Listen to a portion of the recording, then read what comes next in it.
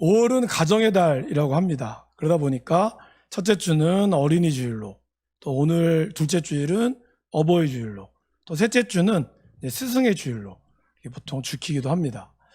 그리고 가정 생각하면, 또 주변의 사람들을 생각하면 아무래도 그리운 분들이 떠오르게 되실 텐데, 여러분들은 누구를 그리워하고 계십니까? 이미 세상에 안 계시지만 또 부모님을 그리워하신 분들도 계실 것이고, 아니면 또 여러분들이 좋아하고 또 존경하고, 아니면 같이 어릴 적에 함께 했던 친구들, 그런 분들도 아마 그리워하실 거라고 생각합니다. 그런 그리움이 있다는 것은 참 어떻게 보면은 좋은 거죠. 물론 다시 만날 수 없을 때의 그리움은 가슴이 아프지만, 다시 만날 소망함들, 우리 믿는 사람에게는 이 땅에서의 삶이 끝이 아니기 때문에 다시 만날 삶에 대한 소망함들, 그런 것을 가지고 우리가 그리워할 수 있습니다. 또 요즘에는 핸드폰 영상으로도 얼굴을 충분히 볼 수 있습니다. 하지만 이왕이면 직접 같은 공간에서 마주하고 호흡하는 것만큼은 못하죠. 그 당장 보는 것보다 그 보기 전까지의 그 설렘과 그 기다림, 또 그 마음이 우리의 마음에, 우리의 감정을 풍성하게 이끌어갈 때가 있습니다. 오늘 저와 여러분들이 읽게 되는 이 시편 84편은 시의 여러 가지 시 중에 특별히 순례시라고 합니다. 예루살렘 성전을 향하여 이 하나님을 그리워하는 백성들이 전국 각지에 모여서 하나님의 성전을 향하여 나아가는 그런 노래를 뜻합니다. 이스라엘 백성들은 1년에 3번의 절기, 우리처럼 구정이라든지 추석 같은 그런 3번의 절기가 있습니다. 6월절과 7.7절, 초막절, 이렇죠. 특별히 7.7절 하면 우리가 다음 주에 하게 되는 오순절, 성령 강림주일이 바로 7.7절입니다. 사도행전의 말씀에 그렇게 나와 있죠. 성령이 역사할 때 그곳에 각처에 있는 사람들이 다 모였다 그랬어요. 그 이유는 바로 이 절기가 되면 이스라엘 백성들이 마치 자기의 고향을 찾아오듯이 오기 때문이다라는 것입니다. 고향에 계신 부모님을 그리워하듯이 하나님 아버지의 집을 찾아가는 발걸음들은 늘 설렐 수밖에 없을 것입니다. 여러분, 우리가 하나님에 대한 이 그리움, 하나님을 그리워하는 것이 바로 우리의 믿음의 뿌리라는 사실을 우리가 기억하셨으면 좋겠습니다. 보고 싶고, 그리고 그렇게 그리워하는 마음은 어떻습니까? 내가 제발 나를 그리워해줘, 그렇게 한다고 해서 그리워지는 게 아니죠. 그리워지는 마음은 자발적인 마음입니다. 갑자기 저 사람이 생각나지 않았다가 헤어지면 보고 싶고, 그런 그리운 마음들, 하나님에 대한 이런 그리운 마음도 바로 믿음의 뿌리라고 할 수 있습니다. 저와 여러분들에게는 이러한 그리움이 있으십니까? 하나님을 향한 그리움, 말씀에 대한 그리움, 또 주의 전을 사모하는 그런 그리움이 있으십니까?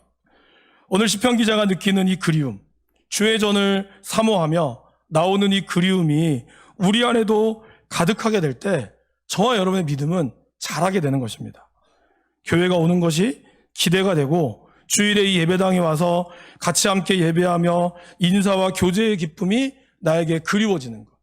그래서 주일이 지나면 또 그 다음 주일이 됐을 때 또 주일이야, 이게 아니라 당연히 이 맞이하게 되는 토요일을 준비하면서 내일 주일 또 누구를 어떻게 만나고 또 어떠한 것들을 기대할지, 또 목사님 어떤 말씀을 전해줄지, 함께하는 우리 또 구역과 우리 선교회 또 함께하는 성도들과는 어떤 이야기를 나누게 될지, 그런 것이 그리워질 때 이 신앙이 성장하게 된다라는 것입니다. 오늘 시편 기자가 이야기했던 이 설레는 마음으로 그는 성전에 대한 기억을 이렇게 시작합니다. 1절 말씀입니다. 만군의 여호와여, 주의 장막이 어찌 그리 사랑스러운지요.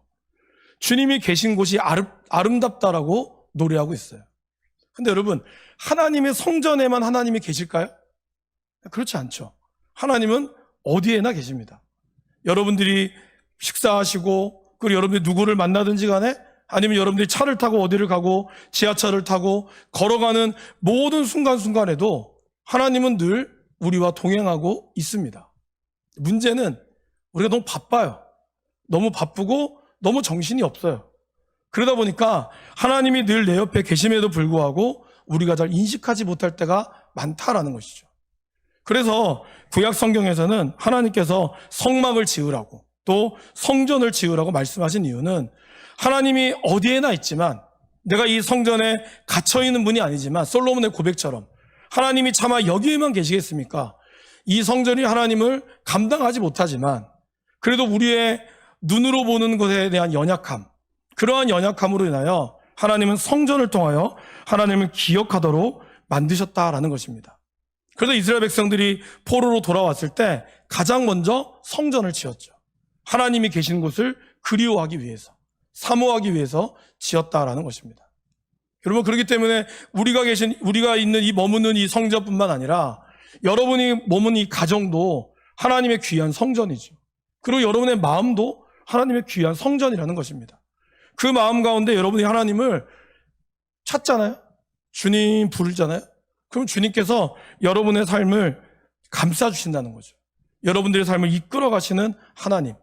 그것이 바로 주의 성전이 어찌 그리 사랑스러운지에 대한 시편 기자의 고백이다라는 것입니다.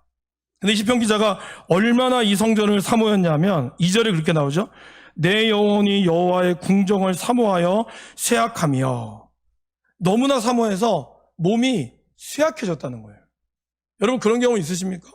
예전에 내가 사랑하는 사람, 그 사람 만나기 위해서 못 보니까 군대 간 남자친구를 기다리기 위해서 막 잠도 못 자고 그런 적 있으십니까? 그러한 사모함들, 너무 사모해서 밥도 입에 안 들어가고 아무것도 안 들어가는 그러한 마음들이 바로 이 시편 기자의 마음이었다라는 것입니다. 제가 이제 이 말씀을 준비하면서 제가 이제 굉장히 존경했던 교수님이 생각이 났습니다.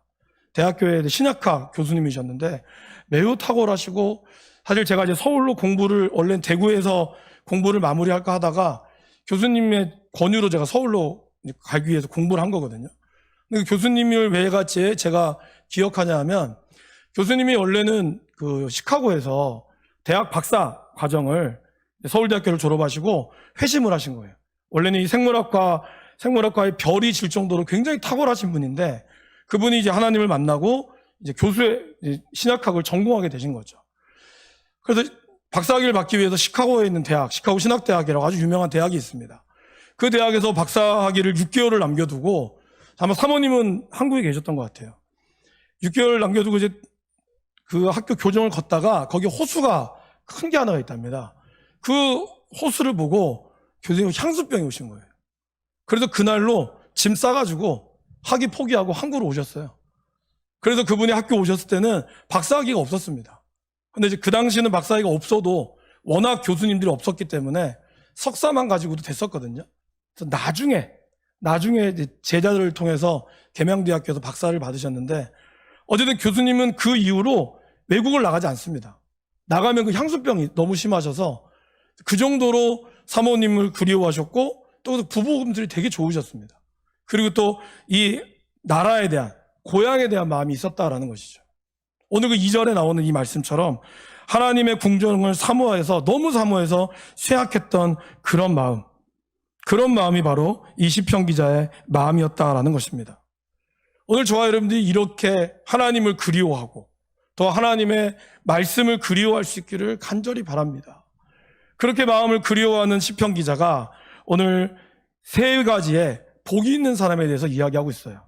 4절과 5절과 12절에 보면 복이 있나니라고 표현하고 있죠. 바로 이 말씀은 시편 1편에 나오는 복된 자여라는 뜻과 유사합니다.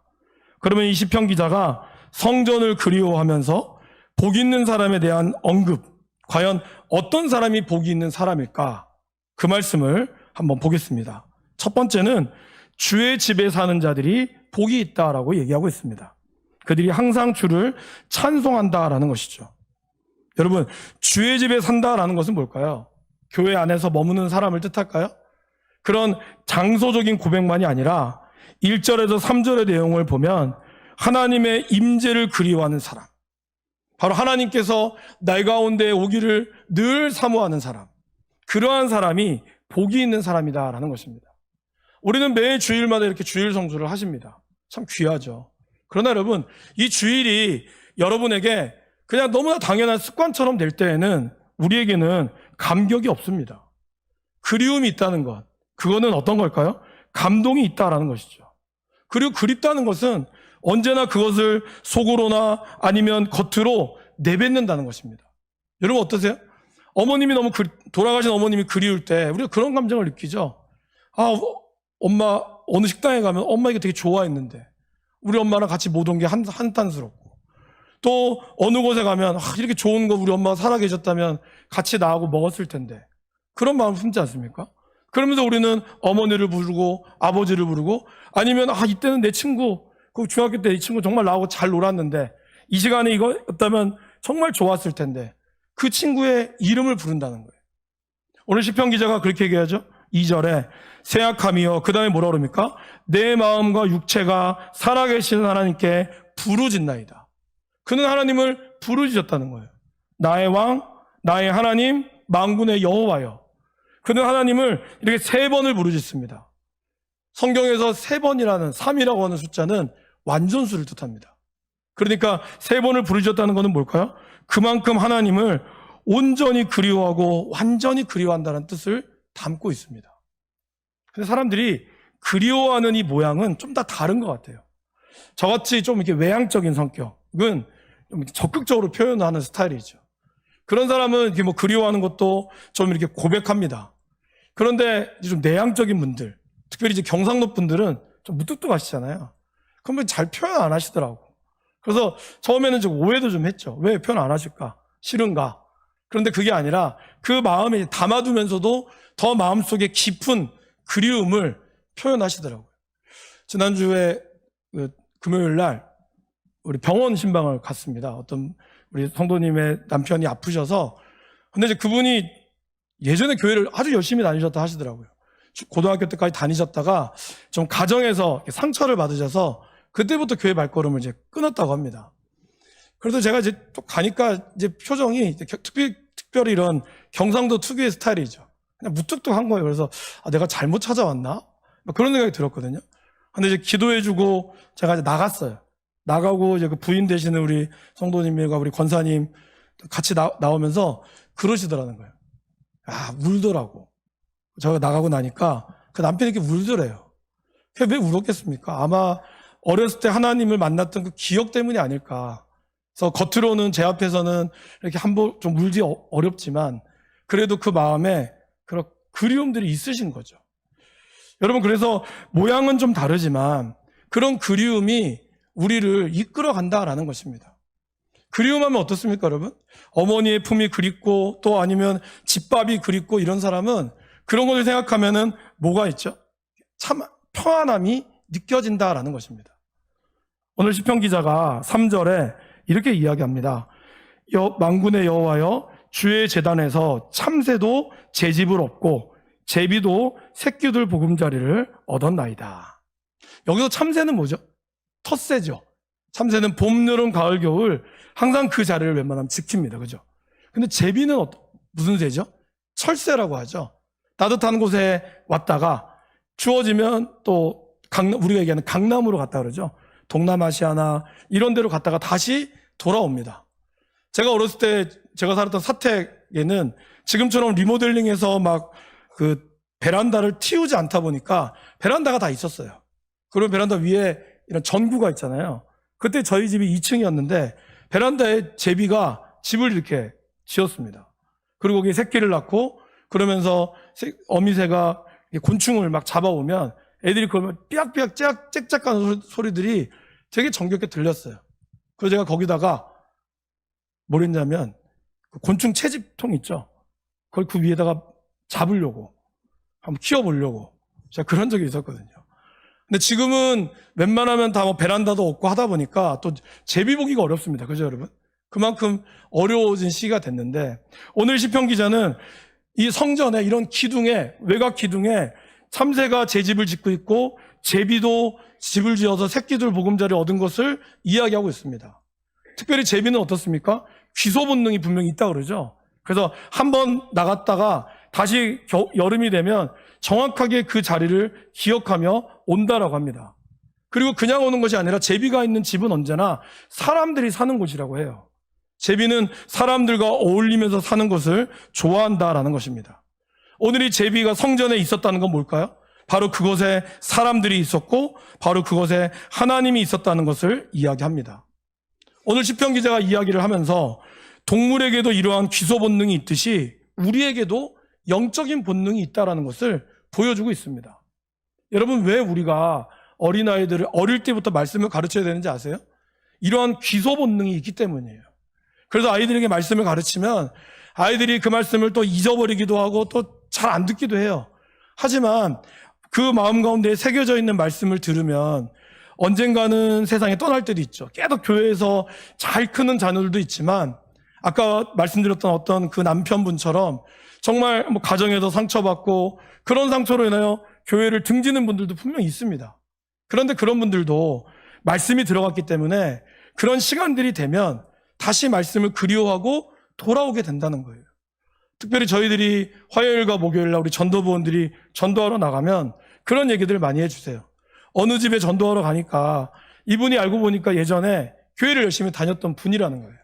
지금은 세상살이가 바쁘고 또 집안이 기독교 집안이 아니다 보니까 교회를 못 가고 있습니다. 그러나 너무 반갑게 맞이해주면서 우리도 언젠가, 나도 언젠가 교회를 가겠다고. 그럼 우리가 또 기도하게 되는 거죠.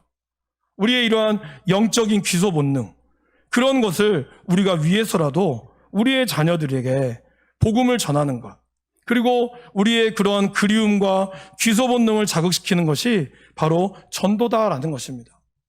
아까 말씀드렸듯이 여러분, 성전을 그리워하며 또한 그리워하는 마음에는 안식이라는 게 있잖아요. 성전이라고 하는 것이 우리에게 평안을 준다라고 제가 말씀을 드렸습니다. 근데 이 한문, 안자라고 하는 한문 한번 보시겠어요? 저게 아니죠. 근데 저 한자는 무엇으로 구성되어 있냐면 저 위에 집이라고 하는 면을 뜻하는 것과 안에 여자녀가 보여 있죠. 그래서 이거를 다음 그림에 보시면 어느 집 안에 여인이 들어가 있는 것, 사람이 들어가 있는 상태가 평안이다라는 상태라는 거예요. 근데 이것은 저 그림을 조금 보시면 사실 이 고대에는 저 모양은 바로 신을 섬기던 그러한 전이었습니다. 성전 같은 거죠. 결국 안이라는 건 어떤 걸까요? 하나님의 집 안에 하나님을 믿는 그러한 신 안에 사람이 모여 있을 때, 사람이 있을 때 그때가 바로 진정한 안식이다라는 것입니다. 성전 안에 있는 모습, 그 모습을 그리면서 편안한 안을 만들었다는 것이죠. 여러분, 우리의 안식은 어디서부터 올까요? 바로 하나님의 집에 머무를 때. 우리의 안식은 하나님의 말씀이 내 가운데 머물러주고 하나님의 말씀이 우리의 삶을 이끌어갈 때 진정한 안식을 누린다라는 것입니다. 아마 여러분 이 말씀 이해가 되지 않는 분도 계실 거예요. 그러나 하나님의 말씀을 경험하신 분들은 아마 아실 겁니다. 그 말씀을 우리가 접하고 하나님의 말씀이 나를 위로해 주는 것은 다른 어떤 것의 위로보다 큰 위로가 됩니다. 그러게 여러분, 진정한 쉼을 얻기를 원하십니까? 그러면 주의 말씀 안에, 주의 집에 머물러 보십시오. 말씀을 읽으면서 그 말씀을 여러분 마음에 새기고 그 말씀을 기억하며, 특별히 이번 주에 읽을 통독 가운데 84편을 읽을 때 여러분 다시 한번 제가 드렸던 말씀을 기억해 보십시오. 그리고 하나님의 말씀 안에 거하는 이 평안함, 그러면서 그때 주님을 부를 때 주님이 우리에게 주시는 안식을 경험하게 될 것입니다. 두 번째는 주께 힘을 얻고 그 마음에 시온의 대로가 있는 자가 복이 있다라고 말씀합니다. 우리 5절 말씀을 같이 한번 읽어보실까요? 주께 힘을 얻고 그 마음에 시온의 대로가 있는 자는 복이 있나이다. 여러분, 근데 주께 힘을 얻기 위해서는 뭐가 필요한지 아세요? 나를 빼야 돼요. 하나님은 사실 굉장히 배타적인 분이십니다. 하나님은 우리에게 모든 것을 주시는 분이지만 하나님은 하나님만을 사랑하기를 누구보다 원합니다. 그래서 어떤 분은 이야기하죠. 하나님 너무 배타적이라고, 너무 이기적이라고. 이기적이진 않으시지만 배타적인 건 맞습니다. 근데 여러분, 그것은 우리가 사랑을 해보면 압니다. 여러분 어떠시죠? 내가 누군가를 사랑하고 누군가의 사랑을 받을 때 저 사람이 나를 너무 사랑해요. 근데 저 사람이 나만 사랑하는 게 아니라 다른 사람도 사랑해요. 그럼 좋으십니까? 좋지 않아요. 내 남편이 나만 사랑해야죠. 내 아내가 나만 사랑해야죠. 근데 나한테는 엄청 잘해요. 정말 너무 잘해. 근데 알고 보니까 나한테만 잘하는 게 아니네? 이러면 문제가 되는 거죠. 마찬가지로 여러분, 하나님도 하나님만을 사랑하기를 원하시고 하나님 앞에 나의 것들을 내려놓기를 원하신다라는 것입니다. 그리고 그것이 순례의 길을 걸어가는 자세라는 거예요. 하나님의 성전에 올라가기 위해서 지금 있는 나의 삶의 자리, 내가 중심이 되는 나의 삶의 자리를 청산해야 한다는 것이죠. 많은 사람들이 물었습니다. 예수님의 길을 따르겠습니다. 그때 예수님이 이렇게 얘기하세요. 사람들에게 손에 쟁기를 잡고 뒤를 돌아보는 자는 하나님의 나라에 합당하지 않는다. 쟁기란 건 뭘까요, 여러분? 농사를 짓는 데 쓰는 거잖아요. 다른 말로 표현하면 하나님을 따라갈 데 있어서 이 땅에 있는 것을 같이 짊어지고 갈 수 없다라는 거예요.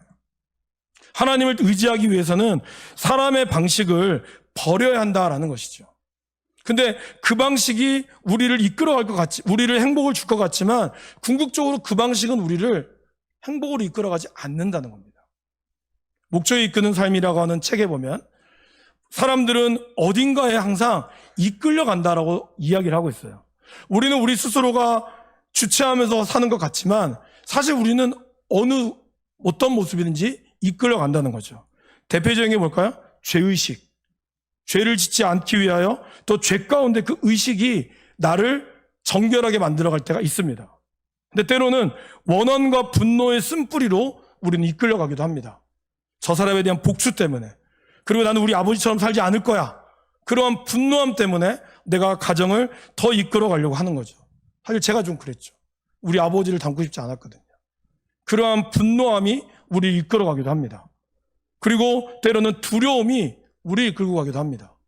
삶에 대한 두려움, 무엇에 대한 두려움, 그리고 물질에 이끌려가기도 합니다.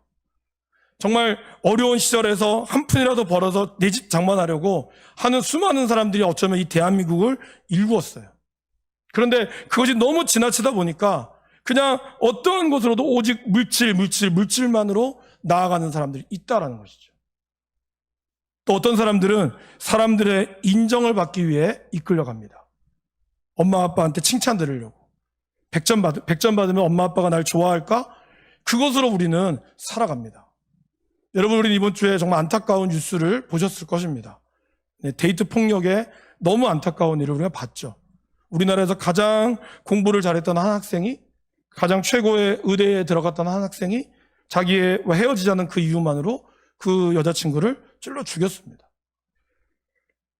무엇이 그를 이끌어 갔을까요, 여러분? 아마 이 여자분이 없으면 나는 더 이상 못 살 거다라고 하는 두려움? 아니면 그러한 그 안에 보이지 않는, 그 안에 알 수 없는 그런 쓴뿌리들, 수많은 것들이 우리를 하여금 이끌어가도록 만든다는 것이죠. 그런데 하나님의 복이 있는 사람은 바로 하나님의 능력에 이끌려 살아가는 사람이다라는 것입니다. 그리고 그 삶이 진정으로 우리에게 힘을 얻는 삶이 된다라고 성경은 우리에게 분명히 가르쳐주고 있습니다. 사도 바울은 이전에 가지고 있던 모든 것을 다 배설물로 여겼다라고 그는 고백했습니다. 왜냐하면 그는 예수님을 인격적으로 만났고, 예수님을 인격적으로 만나니까 그분 안에 거하는 성령의 힘이 지금까지 그가 가지고 있던 모든 학벌과 학력과 그 모든 것이 다 무가치하다라는 것을 그는 알았기 때문입니다. 예수님을 아는 지식이 가장 고상하다는 것을 그는 깨달았다는 거예요. 저와 여러분들이 정말 하나님을 인격적으로 만날 수 있기를 간절히 바랍니다. 그러면 제가 여러분에게 지금 전해지는 이 말씀이 잘 이해가 되실 거예요. 정말 주님 안에 누리는 그 힘이 우리를 이끌어갈 수 있을 때 우리에게 진정한 복을 우리가 누릴 수 있다라는 것입니다. 근데 여러분, 성령의 힘으로 걸어가는 사람의 삶이 시련이 없다는 것은 아니에요. 우리에게 분명히 살아가는 이들에게 시련이 생기지만 그 시련은 우리에게 걸림돌이 아닙니다. 오히려 주님의 이름으로 시련받는 것이 우리에게 디딤돌이 된다라고 이야기하고 있죠. 그래서 오늘 84편 6절 말씀에 이렇게 얘기하고 있습니다. 그들이 눈물 골짜기로 지나갈 때 그곳에 많은 샘이 있을 것이며 이른 비가 복을 채워 주시나이다. 근데 여기서 이 눈물이라고 하는 원래 히브리어 단어는 바카입니다. 그래서 원문대로 하면 바카 골짜기를 지나갈 때, 바카는 무슨 뜻일까요? 바카는 뽕나무란 뜻이에요. 그래서 뽕나루는 특별히 메마르고 척박한 땅에서 자라는 거죠. 다른 말로 이야기하면 눈물골짜기라는 말은 메마르고 황폐한 땅에서 자라는 그 나무, 그리고 그 줄기에서 나오는 진액 있죠. 그 뽕나무가 자라면서 좀 커가면서 오는 성장통처럼 겪게 되는 그 진액이 시편 기자는 눈물로 본 거예요. 근데 그 눈물 앞에 그렇게 메마르고 척박한 땅에서도 하나님의 샘물은 솟아났다라는 것입니다. 구약에 보면 이스라엘 백성들이 광야에서 물이 없어서 하나님께 부르짖었잖아요. 그때 하나님께서 어떻게 하죠? 그 메마른 땅에 모세를 통해서 물을 솟아나오게 하셨습니다. 그것을 오늘 우리에게 말씀하고 있죠. 그러게 여러분, 우리의 삶의 조건이 척박할지라도 또 메말라서 뽕나무처럼 상처 입은 인생이 된다 할지라도 여러분 낙심하지 마시기를 바랍니다. 왜냐하면 하나님께서 우리의 기도를 들으시기 때문입니다. 하나님 없이 조급하게 해결하려고 하려고도 마시고 그분의 임재 앞에 잠잠히 기다릴 수 있기를 간절히 바랍니다. 이사야 49장 15절 16절 말씀입니다. 우리 화면을 통해서 같이 한번 읽어보실까요? 어머니가 어찌 제 젖먹이를 잊겠으며 비록 어머니가 자식을 잊는다 하여도 나는 절대로 너를 잊지 않겠다. 보아라 예루살렘아, 내가 내 이름을 내 손바닥에 새겼고 내 성벽을 늘 지켜보고 있다. 하나님 이런 분이시라는 거예요. 어머니가 젖줄 아이를 잊지 않고 태에서 난 아들을 늘 긍휼히 여기는 엄마처럼, 아니 설사 그런 엄마가 자식을 잊는 엄마가 있다 할지라도 하나님은 우리를 절대로 잊지 않겠다라고 말씀합니다. 우리에게 동행하시고 우리에게 역사하시고 우리 이름을 손바닥에 새긴다는 거예요. 그리고 성벽을 늘 지켜보고 있다고 약속하고 있습니다. 바로 하나님의 순례의 길을 걸어가는 성도들에게 하나님은 기억하시고 복을 주신다라고 말씀한다라는 것이죠. 특별히 하나님께서는 오늘 이렇게 모여있는 저와 여러분들의 믿음의 교제를 통하여 나아갈 때 하나님이 메마른 골짜기가 많은 샘의 곳으로 변하게 됨을 약속하고 있습니다. 저희 새벽마다 사도행전 말씀을 이제 묵상하고 있죠. 지금 사도행전에서 초대교회의 엄청난 부흥의 역사를 경험하고 있습니다. 사도 베드로의 말씀으로 3,000명이 회심하고 5,000명이 믿는 사람들이 생겼어요. 근데 여러분, 그렇게 좋은 일만 있었을까요? 아닙니다. 내부적으로 교회 안에 돈을 횡령하는 사건이 일어나게 됐어요. 정확하게 얘기하면 횡령이라고 표현하기 어렵지만 하나님께 내야 될 돈을 좀 훔친 거죠. 자기네들이 다 바치지 않았죠.